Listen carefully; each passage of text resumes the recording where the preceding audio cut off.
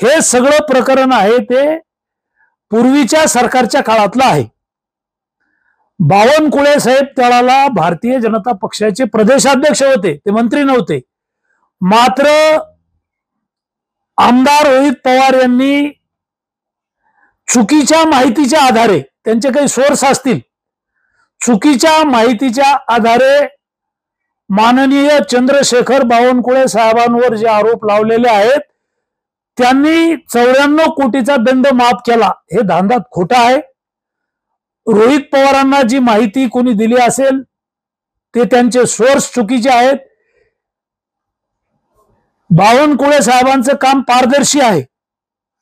मी त्यांना हा विषय केबिनला जाऊन बोललो, त्यांच्या कानावर हा विषय टाकला आणि त्यांनी सभागृहात आश्वासन दिलं, विधानसभेच्या सभागृहात आश्वासन दिलं की हा जो काही दंड लावलेला आहे, याला जी स्थगिती दिलेली आहे, याची स्थगिती प्रधान सचिवाबरोबर बसून आपण स्थगिती उठू आणि मेगा कंपनीकडून 94 कोटी रुपये लावलेला दंड हा गुन्हा आहे, अपराध आहे.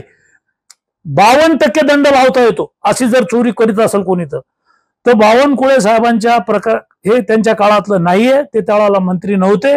मात्र मीडियामध्ये रोहित पवारांनी राजकीय द्वेषापोटी पारदर्शी असणाऱ्या, कर्तबगार असणाऱ्या महसूल मंत्र्यावर खोटे आरोप लावलेले आहेत. ते निराधार आहेत. रोहित पवारांना माहितीच पाहिजे होती तर त्यांनी मला फोन करायचा असता. माझ्या मतदारसंघातलं प्रकरण होतं, माझी तक्रार होती, माझी लक्षवेधी होती. त्यांनी खरं म्हणजे रेकॉर्डवर जे सभागृहात उत्तर आलं ती माहिती घेऊन बोलायला पाहिजे होतं. हे प्रकरण पूर्वीच्या सरकारच्या काळातलं आहे. बावनकुळेंचा यामध्ये काही संबंध नाही. रोहित पवारांनी असे हवेत गोळीबार करू नये. चुकीचं आहे. त्यांना खूप पुढे जायचंय. प्रसिद्धीसाठी ती जी स्पर्धा लागली 2 राष्ट्रवादीत, याच्यासाठी त्यांनी केलेले आरोप हे खोटे, धांदात आणि बोगस आहेत. बावनकुळे साहेबांनी कुठलीही दंड माफ केलेलं नाही. आणि राधाकिशन विखे पाटील महसूल मंत्री होते, त्यांनी सुद्धा दंड माफ केलेला नाही.